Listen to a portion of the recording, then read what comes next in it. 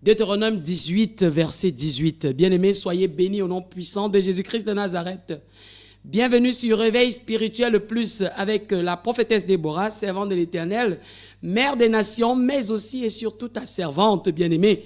Je te le dirai toujours, je ne cesserai de le répéter. Si je vis, c'est parce que tu vis et c'est parce que le Dieu de gloire, n'est-ce pas, estime que j'ai quelque chose à apporter dans ta vie, bien-aimée, tout au long de mon existence en tant que son vase, en tant que sa servante. Eh bien, vous êtes bénis de tous les coins du monde, d'où vous m'écoutez, d'où vous me regardez.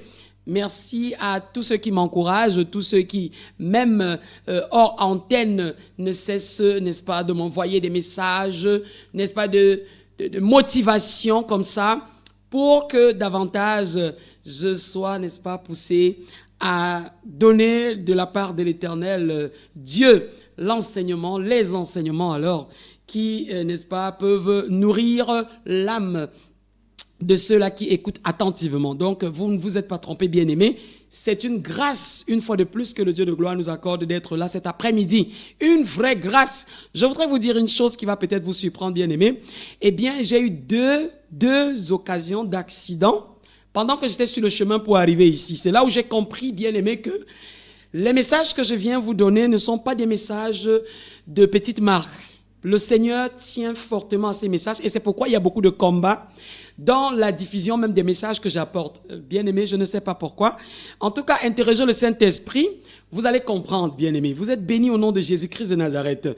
Je suis là encore cet après-midi et par sa grâce, bien-aimés, je le disais tantôt, ça sera quand lui décidera que ma vie sera ôtée. Je serai là tant que le Dieu de gloire voudra. Et personne ne m'empêchera de donner son message, de passer ce qu'il voudrait que je passe comme message à ses enfants. Toi aussi, ta vie est cachée en Christ au nom de Jésus.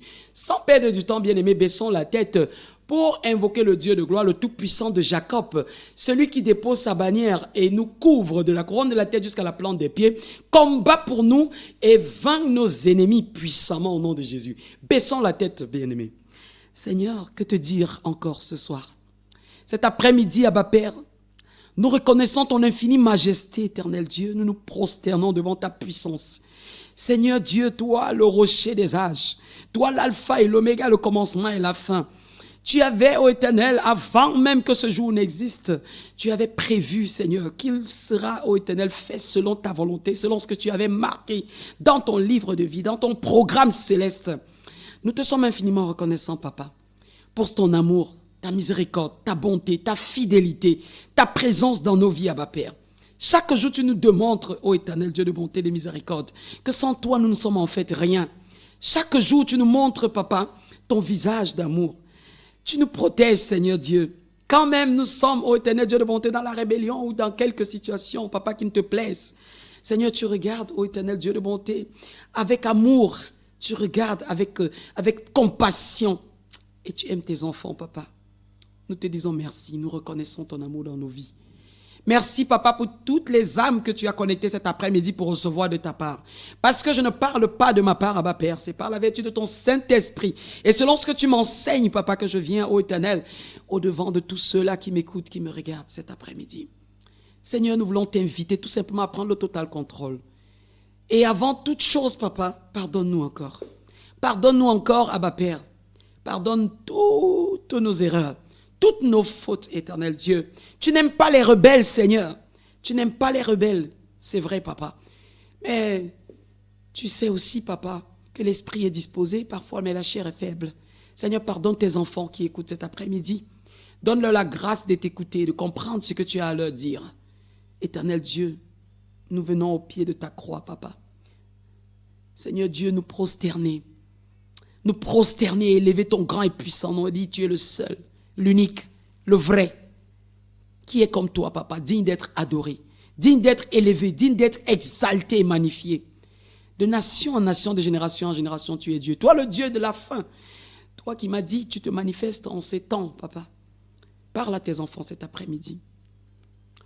Dispose les cœurs, dispose les esprits pour écouter. Merci, Seigneur Dieu de bonté, d'être au total contrôle. Nous nous taisons et nous te laissons parler, Abba Père. Que toi seul parles et que toute la gloire te revienne. Parce que c'est pour ta gloire que nous sommes là, Seigneur. jusqu'au dernier souffle, éternel Dieu. Nous serons là pour ta gloire. Merci Seigneur pour toutes les âmes du nord au sud, de l'est à l'ouest, de l'occident, en orient, du septentrion au midi. Merci Abba Père. Reçois toute la gloire et l'honneur. Au nom de Jésus, nous t'avons ainsi prié. Amen. Bien-aimé, si tu as prié comme ça avec moi, je vais t'inviter à écouter attentivement. Déjà, prends ta Bible, bien-aimé. Prends ta Bible, prends ton calepin. Tu as besoin de noter. Tu as besoin de noter cet après-midi, comme d'ailleurs souvent. Nous avons dit la dernière fois, mercredi passé, que nous sommes dans une série d'enseignements concernant les prophètes. Parce que beaucoup de personnes se posent des questions. On voit un bon nombre de prophètes, prophètes ci, prophétesses ça, ainsi de suite. Par-ci, par-là, bien-aimés, des enfants, des jeunes, des adultes, des vieillards. Il y a beaucoup de prophètes. Et la dernière fois, nous avons dit, oui, le Seigneur Jésus lui-même l'a annoncé. Il viendrait. Et puis, nous avons évoqué Joël 2, n'est-ce pas, pour parler des prophètes bien-aimés. Donc, en ces fins de temps bien-aimés, le Seigneur aimerait que ses enfants soient conscients d'un certain nombre de choses. Alors, si nous avons parlé la dernière fois de l'origine, n'est-ce pas, du titre, d'où vient le titre de prophète, d'où vient cette appellation prophète. Comment est-ce que ça arrive dans la vie d'une personne, dans la vie d'un enfant de Dieu? Aujourd'hui, nous allons aborder, toujours dans la même lancée, la première partie, n'est-ce pas, du thème « Le rôle du prophète ». Oui, bien-aimé, après avoir compris, n'est-ce pas, comment est-ce qu'on devient prophète, comment est-ce qu'on est prophète, comment ça se passe, qu'est-ce qui se passe, il faut bien qu'on rentre, n'est-ce pas, dans l'enseignement lié au rôle du prophète. Parce que les prophètes ne sont pas là pour rien, bien aimés. Et tout à l'heure, n'est-ce pas, j'ai lu, alors, pas que j'ai lu, je ne lisais pas, il faut dire la vérité. Le Seigneur m'a donné la grâce, n'est-ce pas, de retenir des versets comme ça en passant, parfois. De Deutéronome 18, verset 18, n'est-ce pas, le Seigneur disait là-dedans que « Je leur susciterai du milieu de leurs frères un prophète comme toi ». Il s'adressait à Moïse, son serviteur. Donc, je mettrai mes paroles dans sa bouche et il leur dira tout ce que je lui commanderai. Alléluia. Je pense que tu comprends déjà à peu près, bien aimé. Mais le rôle du prophète ne se limite pas seulement à dire ce que l'Éternel dit. Bref, même si, en gros, il dit ce que l'Éternel dit, il y a des choses spécifiques que le Dieu de gloire voudrait que tu saches. Qu'est-ce qu'il pousse donc le prophète à dire de sa part? Qu'est-ce qu'il commande au prophète de faire de sa part? Donc, bien aimé, nous allons, n'est-ce pas, citer quelques aspects cet après-midi. Et mercredi prochain, par la grâce de Dieu, nous continuerons, n'est-ce pas, dans la même lancée, toujours parlant du rôle du prophète. Voilà, la première chose, bien aimée, que je voudrais évoquer cet après-midi, selon la grâce qui m'est donnée par le Saint-Esprit, c'est que les prophètes disent effectivement ce que Dieu leur dit. Alléluia. Ça paraît une tautologie, c'est un peu bizarre, bien aimé. C'est pourquoi je vais t'inviter à aller dans la parole comme ça. Allons dans la Bible, dans le livre de Jérémie, c'est dans l'Ancien Testament, pour ceux qui ne savent pas fouiller la Bible. Allons dans l'Ancien Testament, dans le livre de Jérémie, au chapitre 6, et lisons un peu par là le verset 16. Voilà ce que la Bible déclare. « Ainsi parle l'Éternel, placez-vous sur les chemins, regardez et demandez quels sont les anciens sentiers, quelle est la bonne voie, marchez-y et vous trouverez le repos de vos âmes. » Mais ils répondent, nous n'y marcherons pas. Voilà, ainsi parle l'Éternel. Tu comprends, bien-aimé?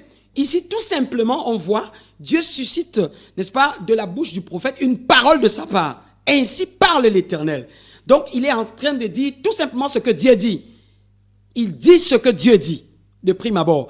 Et dans ce verset, le Seigneur invite, n'est-ce pas, les enfants d'Israël à marcher sur des sentiers, n'est-ce pas, qu'il a définis depuis, n'est-ce pas, ses serviteurs précédents. Parce qu'avant qu'on arrive à Jérémie, il y a eu tellement, n'est-ce pas, de serviteurs de Dieu que Dieu a utilisé, n'est-ce pas, pour parler à ses enfants pour leur montrer le chemin, la voie à suivre afin d'être bénis, afin d'éviter la mort, afin, n'est-ce pas, de parvenir, n'est-ce pas, à l'élévation spirituelle, à la bénédiction sous toutes les formes que le Dieu de gloire a prévues pour celui-là qui l'aime et qui marche selon ses commandements. Alléluia.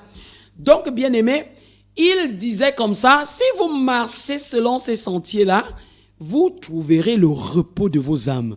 Beaucoup de personnes ne trouvent pas le repos de l'âme.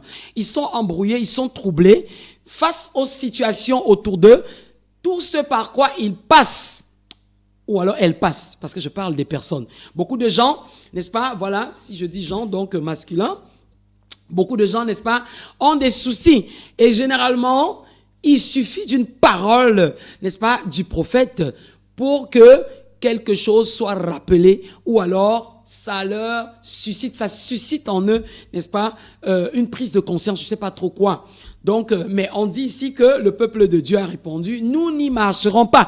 C'est comme beaucoup de personnes qui écoutent cet après-midi, qui me suivent, qui généralement n'écoutent pas ce que le Seigneur leur dit au travers, n'est-ce pas, de ses serviteurs. Les prophètes, pas forcément uniquement les prophètes. Donc, il y a les pasteurs qui parlent, il y a les évangélistes et ainsi de suite. Donc, beaucoup de personnes répondent, même sans le dire ouvertement et verbalement, nous n'y marcherons pas. Nous ne ferons pas comme la servante de l'Éternel dit. Nous ne ferons pas comme le serviteur de l'Éternel le dit. C'est dangereux ça. Donc, voilà, bien-aimés, l'Éternel parle, ainsi parle l'Éternel. Voilà, les prophètes disent ce que Dieu dit. Nous allons encore aller, bien-aimés, dans le livre de Jonas. Jonas, bon, les gens l'appellent un prophète mineur. Je ne sais pas trop. Prophète, c'est prophète pour moi. On parle de prophète majeur, prophète mineur, de toutes les façons. Prophète, c'est prophète. Une fois que vous prophétisez, donc vous êtes prophète. Pour moi, c'est ça. Alléluia. Donc, je ne simplifie personne, bien-aimé. Si nous allons dans Jonas 3, bien-aimé, et que nous lisions au verset 2. Commençons même au verset 1, bien-aimé. La parole de l'Éternel fut adressée à Jonas une seconde fois en ces mots. Verset 2. Lève-toi, va à Ninive, la grande ville, et proclame-y la publication que je t'ordonne. Alléluia. La parole de Dieu, une publication, dit quelque chose de la part de Dieu. Voilà le rôle des prophètes. Aujourd'hui, il y en a qui sont surpris. Quand moi, je leur dis, par exemple, le Seigneur me dit de vous dire ci. Le Seigneur me dit, mon frère, de te dire ça. Le Seigneur me dit, ma sœur, de te dire ci. Le Dieu de gloire me charge de t'annoncer ci ou ça. Ben, qu'est-ce qu'elle veut dire, celle-là? Qu'est-ce que ça veut dire? Le Seigneur me dit. Eh bien, c'est donc ça, cher ami. C'est ça, mon frère, ma sœur. C'est que c'est Dieu qui donne une parole. Donc, il dit de dire, de proclamer de sa part. C'est pour ça qu'on dit, le rôle, n'est-ce pas, des prophètes, c'est de dire ce que Dieu dit. Tout simplement. Le Seigneur me dit de te dire de faire attention à ci. Le Seigneur me dit de te dire de prier davantage. Le Seigneur me dit de t'informer de ci, de ça. Fais attention à ci, ça. Parle de la part de l'Éternel. Donc voilà, Jonas à son temps, également, tout comme le prophète Jérémie, a été chargé par le Seigneur d'annoncer quelque chose à la ville de Ninive, parce que les Ninivites avaient péché contre l'Éternel. Et ça, c'était un parfum de mauvaise odeur qui, n'est-ce pas, était monté aux narines de l'Éternel. Donc, dans sa colère, il a demandé à Jonas, le prophète, d'aller de sa part s'adresser aux Ninivites afin de leur éviter, n'est-ce pas, le châtiment, un châtiment terrible. Et c'est ce que Jonas fit. Même comme il a d'abord détourné, il a essayé de fuir. C'est lorsqu'il a été avalé par le gros poisson, n'est-ce pas, et qu'il a passé 3 jours dans le ventre du poisson, qu'il a compris qu'on ne s'amuse pas lorsque le Seigneur nous mandate de dire des choses de sa part. C'est la raison pour laquelle vraiment ça choque certaines personnes que je leur dise parfois ce que l'Éternel dit. Mais voyez-vous, on doit le faire. Lorsque Dieu dit, on doit le faire. C'est un danger que de ne pas parler de la part de l'Éternel lorsqu'il vous demande de parler. C'est un ordre. Il ordonne, il commande. et nous devons le faire. Sauf lorsqu'il nous demande de nous taire. Alléluia. Parce que parfois, en tant que servant de l'Éternel, prophétesse, le Seigneur peut me révéler des choses, mais il me donne aussi l'ordre d'intercéder tout simplement et de ne pas forcément le dire. Mais lorsqu'il me dit, dis, alors je vais dire, bien-aimé. Si je ne dis pas, j'aurai des problèmes avec l'Éternel parce que c'est un ordre. Alléluia. J'espère que vous comprenez donc que le prophète ne se lève pas pour parler de sa part. Un prophète digne de ce nom parle de la part de l'Éternel. Donc il dit ce que l'Éternel lui ordonne de dire. Alléluia. Vous êtes bénis. Encore, Jésus lui-même en tant que prophète, bien aimé, lorsqu'on lit dans le Nouveau Testament, pour ceux-là qui vont dire, ouais, elle parle des prophètes, mais elle se limite seulement, n'est-ce pas, à l'Ancien Testament. Je vais aller dans le livre de Jean au chapitre 12, et je vais aller comme ça au verset 49, pour te montrer, n'est-ce pas, bien aimé, que voilà, les prophètes ont aussi existé dans le Nouveau Testament. Donc, car je n'ai point parlé de moi-même, mais le Père qui m'a envoyé m'a prescrit lui-même ce que je dois dire et annoncer. Alléluia. Vous voyez bien aimé que Deutéronome 18, verset 18, se concrétise ici dans la vie de Jésus-Christ de Nazareth, le plus grand des prophètes, j'aime souvent le dire. Il a toujours été, n'est-ce pas, le plus puissant des prophètes. Donc regardez que lui-même, Dieu lui disait, son Père, le Père Céleste, notre Seigneur, le Dieu créateur, lui disait aussi, n'est-ce pas, celui-là qu'il avait envoyé. Donc Dieu envoie le prophète pour dire ce que lui, il dit, Dieu. Donc il a dit ici, n'est-ce pas, au verset 49 de Jean 12, que lui, il ne fait pas de lui-même. Un prophète qui parle de sa part, c'est problématique. Donc voilà, c'est de la part de l'Éternel. Alléluia. C'est de la part de l'Éternel. Donc vous avez vu, vous bien-aimés, Jésus-Christ de Nazareth lui-même fut un prophète.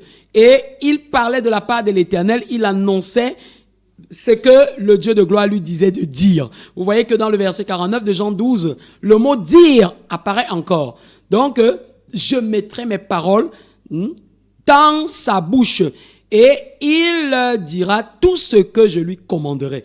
Donc, lorsque Dieu dit, n'est-ce pas, à Moïse, annonce à Moïse qu'il susciterait, n'est-ce pas, du milieu de ses frères, des frères, n'est-ce pas, des Israélites, n'est-ce pas, un prophète comme lui, Moïse, qui parlerait de sa part, vous comprenez bien aimé. Donc, on annonce, on dit ce que Dieu dit. C'est ça, les prophètes. Donc, ne soyez plus surpris lorsqu'une personne, même si cette personne ne sait pas encore qu'elle est prophète ou prophétesse, n'est-ce pas? Sachez que lorsqu'une personne vient vous parler de la part de l'Éternel, eh bien, cette personne est déjà en train de jouer le rôle de prophète. Ça, c'était, n'est-ce pas, la première chose cet après-midi, bien aimé. Je vais maintenant évoluer. Un autre rôle, bien-aimé, des prophètes, c'est que les prophètes sont des sentinelles. Les prophètes sont des sentinelles. La sentinelle, n'est-ce pas, c'est quelqu'un qui est chargé de veiller, n'est-ce pas, de garder quelque chose, de veiller sur quelque chose, de garder quelque chose, bien-aimé. Donc, en tant que sentinelle, que font les prophètes? Les prophètes signalent un problème en ramenant à l'ordre. Les prophètes signalent un problème en ramenant à l'ordre. Donc c'est pour ça qu'on dit que ce sont des sentinelles. Parce qu'ils sont chargés de s'assurer que tout se passe normalement, tout se passe bien, tel que le Dieu de gloire le désire. C'est pourquoi nous allons rapidement revenir, n'est-ce pas, dans le livre de Jérémie. Et nous allons aller cette fois-ci dans Jérémie 3, bien-aimés. Et nous allons lire, n'est-ce pas, du verset 16 au verset 21 pour comprendre en quoi les prophètes sont des sentinelles. Alléluia. Lorsque vous aurez multiplié et fructifié dans le pays, en ces jours-là, dit l'Éternel, on ne parlera plus de l'arche de l'alliance de l'Éternel. Elle ne viendra plus à la pensée. On ne se la rappellera plus, on ne s'apercevra plus de son absence, et l'on n'en fera point une autre. En ce temps-là, on appellera Jérusalem le trône de l'Éternel. toutes les nations s'assembleront à Jérusalem au nom de l'Éternel, et elles ne suivront plus les penchants de leur mauvais cœur. En ces jours, la maison de Juda marchera avec la maison d'Israël. Elles viendront ensemble du pays du septentrion, au pays dont j'ai donné la possession à vos pères.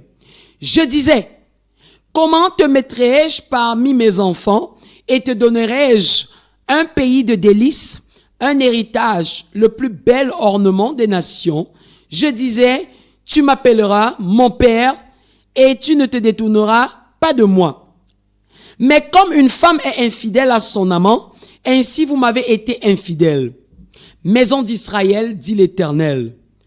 Une voix se fait entendre sur les lieux élevés. Ce sont les pleurs, les supplications des enfants d'Israël, car ils ont perverti leur voix, ils ont oublié l'Éternel, leur Dieu. Continuons au verset 22. Revenez, enfants rebelles, je pardonnerai vos infidélités. Nous voici, nous allons à toi, car tu es éternel, notre Dieu. Alléluia. Ici, vous voyez très bien, bien aimé, que le prophète Jérémie a observé, par la vertu du Saint-Esprit et par révélation de la part de l'Éternel, l'attitude des enfants d'Israël. Alors, de la part de l'Éternel, n'est-ce pas, il fait, n'est-ce pas, prendre conscience de la façon avec laquelle ils ont marché jusque-là. Et le terme rebelle ressort, bien aimé. Donc, les enfants d'Israël n'ont pas marché comme l'Éternel le voulait. C'est la raison pour laquelle l'Éternel s'est fait entendre de cette façon, en utilisant, bien sûr, sa sentinelle qu'est le prophète, pour, n'est-ce pas, signaler un problème, n'est-ce pas, en les ramenant à l'ordre, en les ramenant, n'est-ce pas, à la raison, leur fait comprendre qu'on ne s'amuse pas avec Dieu et que jusque-là, la façon avec laquelle ils ont marché n'était pas bonne. Voilà le rôle du prophète bien-aimé. Un des rôles du prophète. Donc, lorsque nous disons aux gens, ta façon de faire ne plaît pas à Dieu, ce que tu fais, Dieu risque de te frapper, Dieu risque de se fâcher de toi, eh bien, ça ne vient pas de nous, bien-aimés. Ça vient de l'Éternel. Et vous écouterez de plus en plus ce genre de discours de la part de ceux que Dieu a mandatés, de la part de ses prophètes, de la part de ses sentinelles, en d'autres termes, parce qu'on dit que le rôle du prophète aussi, c'est d'être sentinelle. Donc, vous comprenez, bien-aimés, que le prophète est là pour ramener à l'ordre, signaler, n'est-ce pas, lorsqu'il y a un problème, lorsque on sort, n'est-ce pas, de la ligne de conduite que le Seigneur, n'est-ce pas, a tracée pour nous. C'est un problème, bien aimé. Donc voilà aussi un des rôles des prophètes et c'est très très important. Vous allez me dire, les prophètes, tout le monde peut le dire, tout le monde peut le faire, même un pasteur quand il prêche, un prédicateur peut le dire. Oui, c'est vrai. Mais le prophète, généralement, hors contexte, pas forcément, lorsqu'il est en train de prêcher ou quoi que ce soit, il peut vous parler de la sorte. Il peut rencontrer quelqu'un, ça m'arrive très souvent, bien aimé. Je peux rencontrer quelqu'un, je vous ai dit, dans toutes les circonstances, dans tous les lieux, à toutes les situations, bien aimé, dans toutes les situations, le Seigneur peut me permettre de parler à une personne. Que ce soit à un collègue, que ce soit un ami, que ce soit un voisin, que ce soit un enfant, un frère, une sœur, un enfant, un serviteur de Dieu comme moi, une servante de l'Éternel comme moi, le Seigneur me donne parfois de déposer des paroles prophétiques. Donc, ça peut être, n'est-ce pas, en fonction des différents rôles que je suis en train d'énumérer de la part de l'Éternel, comme ça, que je vais réagir, bien-aimés. Donc, vous êtes bénis, vous qui écoutez au nom puissant de Jésus-Christ de Nazareth. Je voudrais vous dire, bien-aimés, que pour ceux-là qui, n'est-ce pas, aimeraient participer, pourquoi pas, vous pouvez, n'est-ce pas, envoyer votre SMS au 691 97 21 41. Pour ceux-là qui sont abonnés, n'est-ce pas, à Orange, vous pouvez envoyer également par ce même numéro un message WhatsApp et par la grâce de Dieu et avec beaucoup d'amour, je réagirai, bien aimé. Il y en a qui écoutent avec beaucoup d'attention et qui aimeraient plus tard avoir des contacts avec la servante de l'Éternel pour plus, n'est-ce pas, d'éclaircissements ou alors pour des suggestions ou pourquoi pas pour des sujets de prière tout simplement. En tout cas, c'est ouvert, bien aimé, nous pouvons prier pour vous. N'hésitez pas, nous sommes là pour ça, de la part de l'Éternel, bien aimé. Donc, ceux-là maintenant qui sont des abonnés de MTN, je vous demanderai de, comme ça, écrire votre SMS au 675 27 62 47. Pour ceux-là qui nous suivent directement, n'est-ce pas, sur Facebook ou alors sur YouTube, je ne sais pas trop, vous avez tout affiché au bas de votre écran, donc vous pouvez directement noter ces numéros et réagir. Je profite pour saluer particulièrement et chaleureusement le frère Maurice, dont le SMS est arrivé la dernière fois quand j'étais en train de faire la prière de la fin. On ne s'est pas rendu compte et surtout que le portable était sous silencieux. Vraiment, nous excusons. Cette fois-ci, nous avons mis, n'est-ce pas, sur vibreur afin que lorsqu'un SMS arrive, on puisse intervenir. Je voudrais déjà dire à ceux-là qui aimeraient envoyer des SMS, c'est souvent mieux d'envoyer vraiment bien des minutes avant. C'est-à-dire que envoyer vraiment un peu tôt. Parce que quand vous envoyez presque à la fin de l'émission, on court le risque que votre SMS ne soit pas lu. Ça arrive après. Donc, vous êtes bénis, vous qui écoutez au nom puissant de Jésus-Christ de Nazareth. Merci de comprendre. Merci de comprendre. Vous êtes bénis. Voilà. La troisième chose dont je vais parler cet après-midi, bien-aimé, c'est que l'un des rôles du prophète, selon l'Éternel, c'est de dénoncer le mal. Les prophètes dénoncent le mal. Vous voyez, ici tout à l'heure, on a dit, ils ramenaient à l'ordre, ils essayaient de rendre conscients, n'est-ce pas, les enfants d'Israël de ce qu'ils faisaient, n'est-ce pas, de ce qu'ils étaient en train d'aller, n'est-ce pas, de travers. Donc, ce n'était pas bien. Maintenant, les prophètes dénoncent le mal. Ça, c'est direct. Alléluia. Donc là, on ne contourne pas, ils dénoncent le mal. Par exemple, dans la parole, bien-aimé, au sujet du meurtre d'Uri, ce serviteur, n'est-ce pas, qui était sous les ordres de David, le roi David, que le Seigneur aimait d'ailleurs beaucoup, hein. Vraiment, David l'a assassiné. Pourquoi? Parce qu'il avait convoité son épouse. Et il a donné des ordres pour que Uri soit placé, n'est-ce pas, au devant de ceux qui combattaient contre leurs ennemis. Et il savait pertinemment que on tuerait Uri. Et sûrement, il a donné aussi des ordres pour que les gens ne couvrent pas Uri, n'est-ce pas, dans l'attaque de l'ennemi. Et voilà que Uri a été tué. Pourquoi? Parce que il avait convoité sa femme Bersheba et il en était tombé amoureux. Alors, il fallait éliminer celui-là qui l'empêchait, n'est-ce pas, de jouir totalement, n'est-ce pas, de cette femme. Vous voyez, bien aimé, ça c'est dangereux. Et pourquoi? Parce que justement, il croyait que Uri avait su qu'il avait eu à coucher avec son épouse. Puisque de retour d'un combat, Uri n'est pas rentré chez lui. En tout cas, moi je pense que c'est le Saint-Esprit, bien-aimé, qui avait poussé Uri à ne pas rentrer directement chez lui. Il a passé la nuit plutôt chez le chef, n'est-ce pas, comme ça, chez David. Donc il n'est pas rentré chez lui. C'est comme si vraiment cette abomination d'adultère qu'avait commise, n'est-ce pas, son épouse avec le roi David, avait fait que le Saint-Esprit pousse Uri à ne pas aller vraiment tout de suite vers son épouse. Dieu est capable, hein? Dieu est capable de faire ce genre de choses. Donc, quelqu'un peut te tromper et le Seigneur, tu ne comprends pas pourquoi le Seigneur t'empêche même d'être en contact avec la personne. Ou alors quelqu'un peut avoir un esprit, ou alors de la haine, de la colère vis-à-vis de toi, quelqu'un ne t'en parle pas, de la jalousie et même ceci. Dieu te pousse à prendre des distances par rapport à cette personne-là. Donc, il faut faire attention, bien-aimé. Le Saint-Esprit, Dieu parle à ceux-là qui sont vraiment justes, ceux-là qui sont fidèles et qui se battent vraiment pour marcher selon ses commandements. Vous comprenez, bien-aimé, que ici, alors, vient un prophète du nom de Nathan, qui, n'est-ce pas, avec une sagesse particulière, inspirée de la part de Dieu, au travers d'une parabole, bien-aimé, il informe, n'est-ce pas, David, qu'il a fait quelque chose de négatif. Il a assassiné, il a tué. Donc, Nathan a utilisé un raisonnement particulier pour pousser David à se rendre compte du mal qu'il avait, n'est-ce pas, commis. Je vais comme ça rapidement lire. Pour ceux qui n'aiment pas lire, eh bien, vous allez supporter de lire, bien-aimé. Donc, nous allons comme ça dans le livre de Samuel. 2 Samuel 12. 2 Samuel 12. Et je vais lire du verset 1 au verset 12. Parce qu'il y en a qui ne lisent pas. Ah, les gens entendent seulement le prénom David, David. Ouais, je vais donner ce prénom à mon enfant et ainsi de suite. Vous ne cherchez même pas à connaître l'histoire de David. L'homme selon le cœur de Dieu. Voilà ce que la parole dit donc dans 2 Samuel 12. Bien aimé. L'Éternel envoya Nathan vers David. Et Nathan vint à lui et lui dit, il y avait dans une ville 2 hommes, l'un riche et l'autre pauvre. Vous voyez? Qui était riche? David. Qui était pauvre? Uri, son serviteur. Le riche avait des brebis et des bœufs en très grand nombre. Comme le roi David d'ailleurs. Le pauvre n'avait rien du tout qu'une petite brebis qu'il avait achetée. Ici, la brebis, bien aimée, c'est l'image de sa femme, de son épouse. Une petite brebis. Il la nourrissait et elle grandissait chez lui avec ses enfants.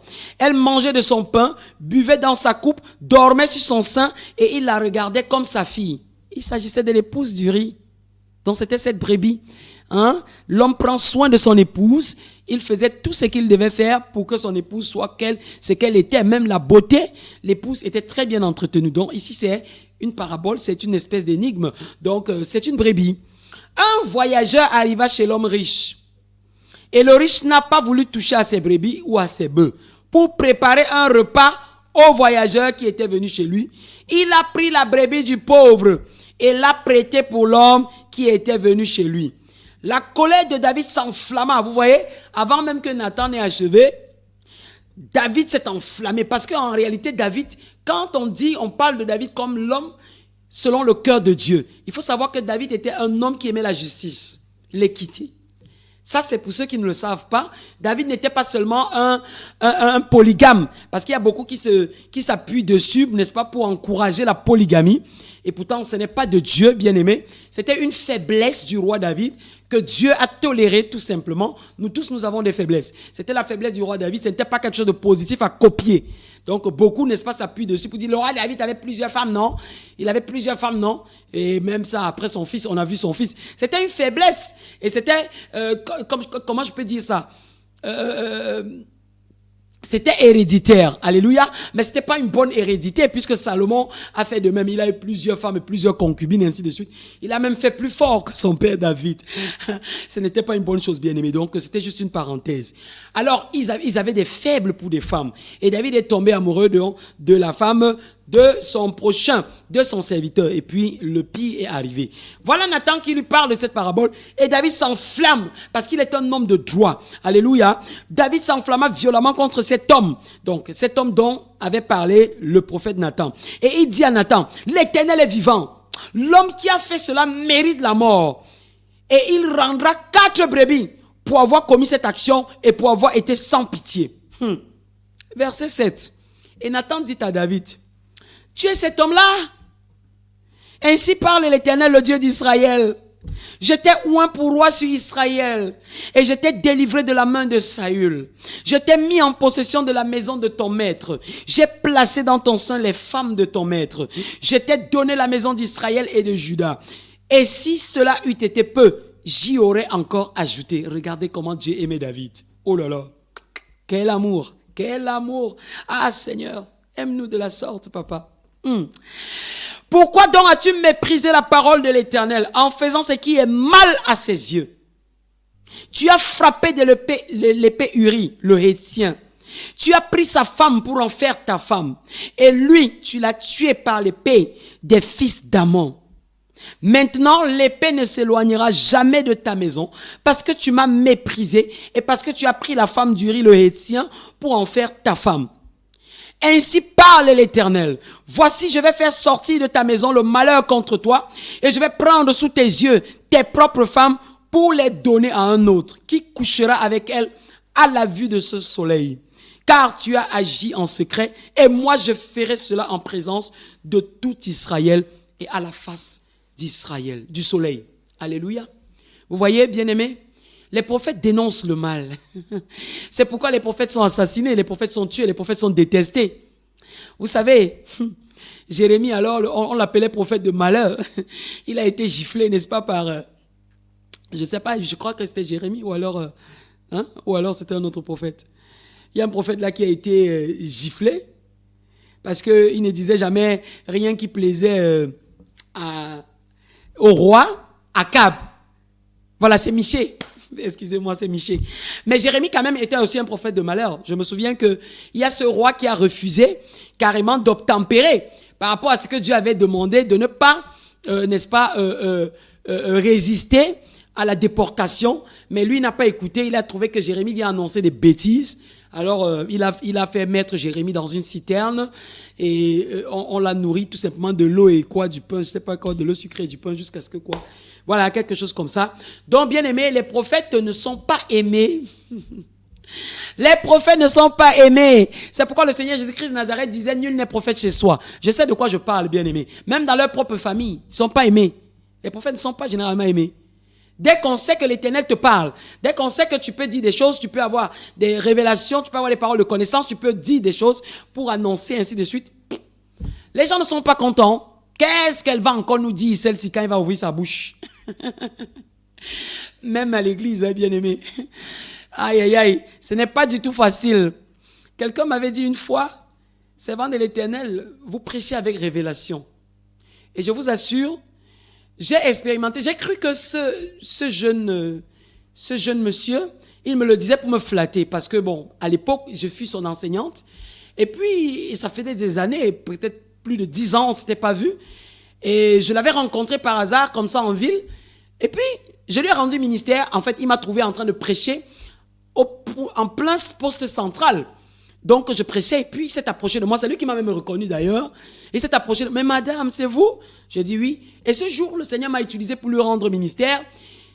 Il avait un mal de ventre récurrent. Et puis j'ai prié pour lui et je lui ai demandé d'acheter une bouteille d'eau. Je lui ai rendu le ministère de l'eau. Il a acheté la bouteille d'eau, j'ai déclaré dessus. J'ai prié, je lui ai donné cette bouteille d'eau et il n'avait plus jamais eu un mal de ventre. C'est pourquoi il m'avait appelé par la suite, je pense quelques mois après, il m'a demandé où se trouvait le ministère parce qu'il avait été touché, il avait dit jamais il n'a vécu ce genre de choses. Donc il est venu au ministère, il a commencé à suivre les enseignements, il m'avait dit pour le temps qu'il aura encore à faire au Cameroun parce qu'il comptait voyager, il aimerait, puisqu'il est dans Yaoundé, assister souvent, n'est-ce pas, aux enseignements, aux prédications dans mon ministère. Et voilà que chaque fois que je prêchais, il me disait, servant de l'Éternel, j'ai marché partout, j'ai fréquenté beaucoup de ministères, mais je n'ai pas vu une personne qui prêche avec révélation comme vous. Quand vous prêchez, c'est comme si vous êtes en train de déshabiller une personne et vous êtes en train de lire ligne par ligne dans sa vie. Franchement, je vous assure, bien-aimés, mais bien-aimés, j'ai eu des problèmes. Plusieurs fois, il y en a qui ont quitté le ministère. Je ne vais pas vous le cacher.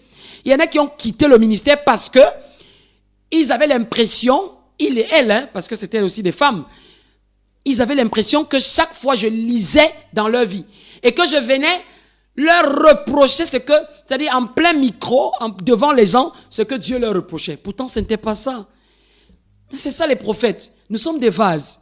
Et quand je prêche, parfois même mon regard se pose sur la personne concernée. Je vous assure, bien-aimés, ce n'est pas de ma faute. Demandons au Père Céleste. Ce n'est pas de ma faute. Je suis sa prophétesse. Je fais comment?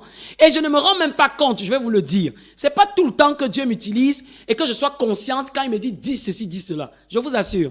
Généralement, quand je prêche, quand je suis sur l'autel ou au pupitre, je prêche, je vous assure, je ne sais pas, je n'ai rien préparé, mais parfois il va même me dire, telle personne a fait telle chose, mais tu vas voir la personne derrière et tu vas le lui dire.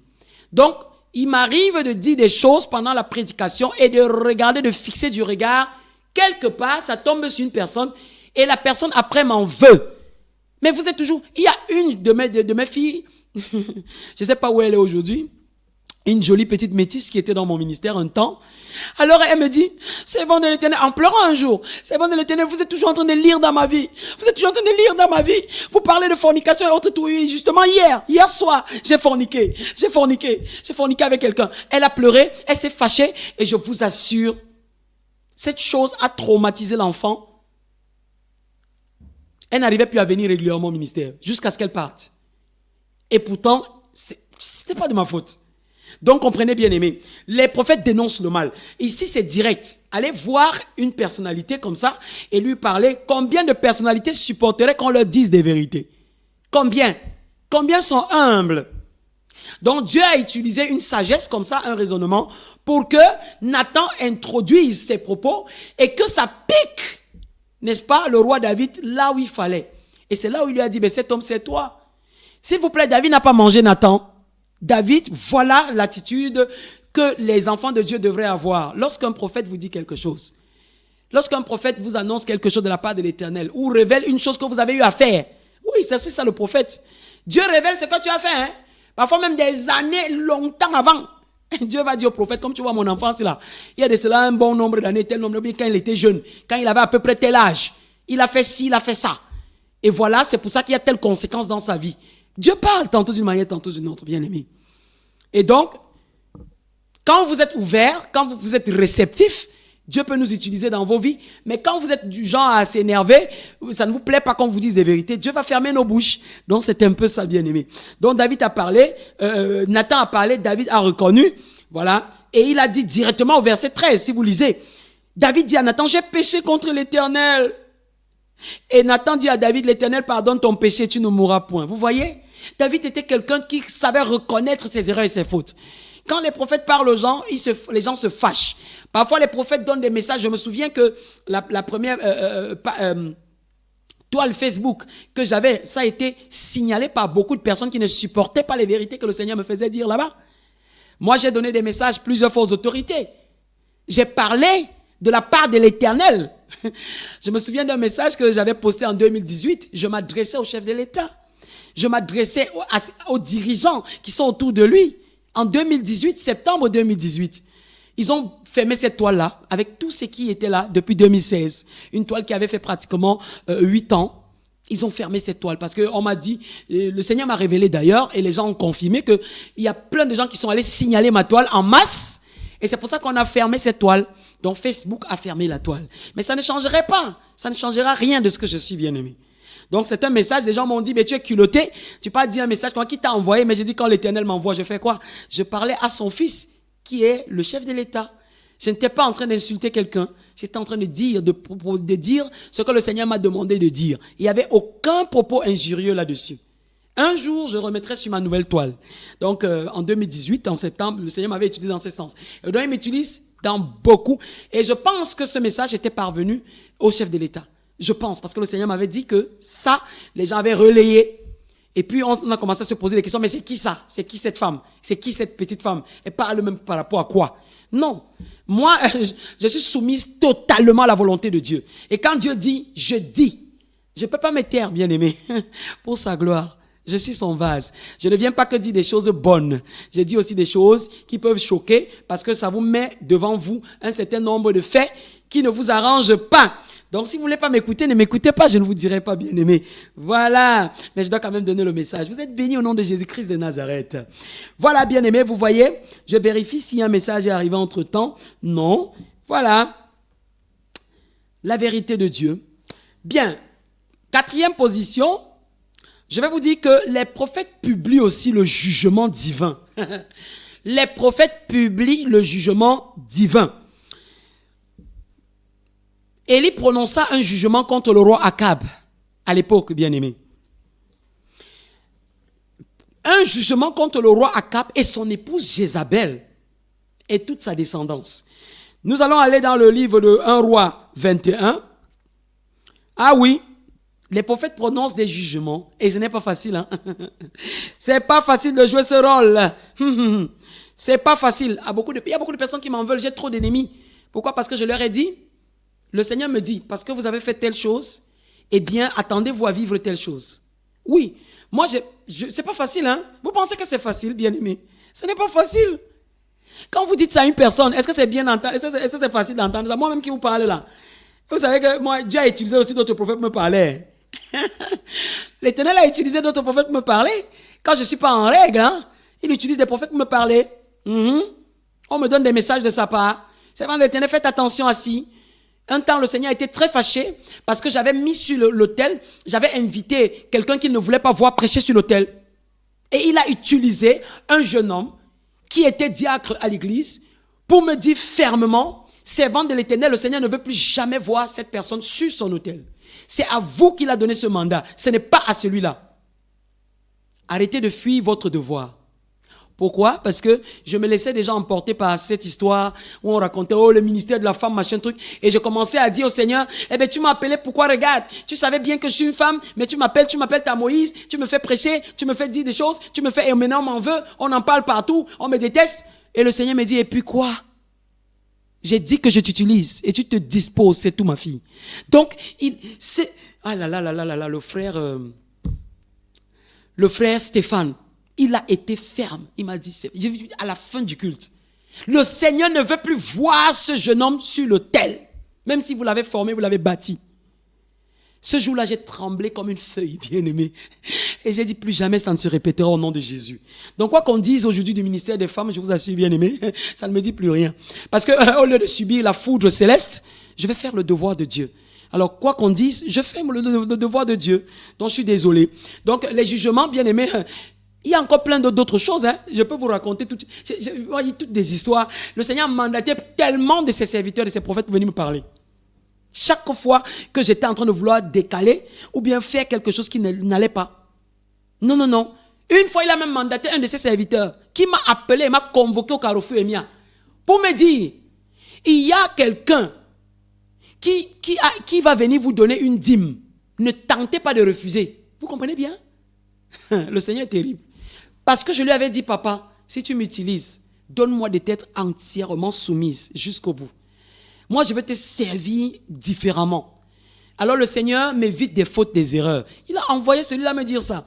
Et quelques jours après, parce que justement, cette personne m'avait parlé de déposer une dîme, une offrande. Et j'ai dit non, je ne t'ai pas rendu ministère pour que tu me déposes une offrande. Tout ça parce que cette personne m'avait contacté à Christ Vision Télévision quand je prêchais. Et on a pris rendez-vous, je lui ai rendu puissamment ministère, il a été touché. Il a dit, il a un sacrifice à déposer. Je lui ai dit, quel sacrifice? Je n'ai pas acheté mes dons. C'est quel sacrifice? J'ai refusé. S'il vous plaît, le Seigneur est parti révéler ça à son serviteur. L'apôtre Martial, s'il m'écoute, l'apôtre Martial. Vous êtes bénis au nom de Jésus-Christ de Nazareth. Donc, bien aimé, je ne parle pas des choses en l'air. Et le Seigneur a averti, et alors je n'ai plus jamais commis cette erreur. Nous allons donc dans le livre de 1 Roi 21 pour voir comment Dieu prononce un jugement au travers de son prophète. N'est-ce pas? Ici, le prophète Élie. Donc, 1 Roi 21, versets 17 à 24, bien-aimés. Alors la parole de l'Éternel fut adressée à Élie, le Tishbite, en ces mots. Lève-toi, descends au-devant d'Akab, roi d'Israël à Samarie. Le voilà dans la vigne de Naboth, où il est descendu pour en prendre possession. Tu lui diras, ainsi parle l'Éternel. N'es-tu pas un assassin et un voleur? Et tu lui diras, ainsi parle l'Éternel. Vous voyez, le prophète vient carrément donner les paroles. C'est dur, hein? N'es-tu pas un assassin et un voleur? Un prophète peut sortir des paroles dures comme ça de la part de l'Éternel. C'est pas que le prophète vous insulte. C'est l'Éternel. Donc les paroles sortent de la bouche de l'Éternel. Alléluia. L'autre jour, il y a une de mes filles, je lui ai dit, tu es une rebelle. Elle me dit, effectivement, servant de l'Éternel, parce que l'Éternel lui-même a soufflé, ma petite rebelle. Vous comprenez? On ne dit pas au hasard. Heureusement qu'elle, le Seigneur le lui a confirmé, donc peut-être qu'elle m'aurait en voulu toute une vie. Je lui ai dit, le Seigneur me dit que tu es une rebelle. Et elle me dit, oui, servant de l'Éternel, effectivement, il m'appelle sa petite rebelle. Il me l'a encore dit hier. Donc, je bénis le Dieu de gloire pour ça. Ça ne tombe pas toujours comme ça, que les gens soient ouverts pour comprendre ce que l'Éternel leur dit. Donc, il a dit, au lieu même où les chiens ont léché le sang de Naboth, les chiens lécheront aussi ton sang. Ça, c'est une sentence très dure de la part de l'Éternel. Parce que Naboth a fait tuer, Akab a fait tuer Naboth. Et les chiens ont léché son sang. Akab dit à Élie, m'as-tu trouvé mon ennemi? Et il répondit, j'ai même sauté le verset 18, voilà. Il a dit, lève-toi, descends au-devant d'Akab, roi d'Israël à Samarie. Le voilà dans la vigne de Naboth, voilà. Le voilà dans la vigne de Naboth où il est descendu pour en prendre possession. Et c'est là-bas qu'il lui a donc annoncé que, comme il a pris possession et il a assassiné, l'endroit où les chiens ont léché le sang de Naboth, les chiens lécheront aussi son sang. S'il vous plaît, ça s'est accompli. Ça s'est accompli. Au temps du prophète, comment il s'appelle? Il y a ce jeune prophète qui a été mandaté pour accomplir ce que le prophète Élie avait dit. Oh là là, j'oublie son nom. Bon, ça va venir par la grâce de Dieu. Voilà. Donc, il a dit, voici, je vais faire venir le malheur sur toi. Je te balayerai, j'exterminerai quiconque appartient à Akab. Celui qui est esclave et celui qui est libre en Israël. Donc, plus tard, ça s'est passé, bien-aimé. Ça s'est passé. Donc, ça s'est accompli. Et l'Éternel, n'est-ce pas, a veillé à ce que sa parole soit accomplie. C'est très, très dangereux. Bien-aimé, c'est très, très dangereux. Ah oui. Il ne faut pas s'amuser à faire n'importe quoi. Oui. Quand vous êtes avec le Dieu de gloire, marchez avec lui normalement. N'attendez pas qu'il utilise ses serviteurs, ses servantes pour venir vous dire des choses. Donc si vous marchez bien, le Seigneur n'aura rien à vous dire. Mais sachez aussi que c'est une grâce d'avoir des serviteurs de Dieu, des prophètes à vos côtés qui puissent vous annoncer des choses de la part de l'Éternel. Quand l'Éternel est fâché, ils peuvent vous dire des choses. C'est pas une moquerie. En tout cas, un prophète qui se vante de connaître des vérités sur des personnes, ben, ça vaut pas la peine. Hein. Non. Ça ne nous plaît pas que Dieu nous dise toujours des choses et des réalités choquantes parfois. Bon, ça ne nous plaît pas, mais on n'a pas le choix. On est des vases, on reçoit et on doit, n'est-ce pas, transmettre, n'est-ce pas, c'est ce que le Seigneur nous dit. Tout simplement. Alléluia. Nous bénissons le Dieu de gloire, bien-aimé. Nous bénissons le Dieu de gloire. Voilà. Alors, voilà dans le jugement divin qui a été annoncé, bien-aimé. Et ça, c'est un des rôles des prophètes, dont annoncer le jugement divin. Le roi Akab avait assassiné. Et maintenant, moi je dirais aux personnes qui m'écoutent, attention à ceux qui arrachent de force ce qui appartient aux autres, qui sont sans force. Le Seigneur me parle des avocats.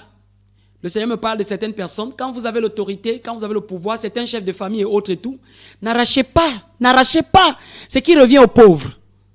Vous arrachez des biens que des maris qui sont décédés laissent à leurs veuves, à leurs enfants. Faites attention. Ce genre de sentence pourrait être les vôtres. Attention, le Seigneur me dit de dire ça, je ne sais pas pourquoi. Vous avez le pouvoir et vous arrachez ce qui ne vous appartient, pas de force. Vous-même, vous qui êtes les aînés, hein, vous êtes les aînés, vous avez des petits frères, des cadets et autres, vous arrachez ce qui leur appartient. Hein? Vous prenez leur argent, vous prenez ce qui leur appartient, c'est pas bon. Toi, tu es aîné, tu pars, tu te sers dans comment je vais dire ça, dans la valise de ton petit frère. Tu prends ses vêtements qu'on a achetés, tu portes pour aller faire tes javas. Fais attention. Même dans les petites choses, hein, Dieu est fidèle.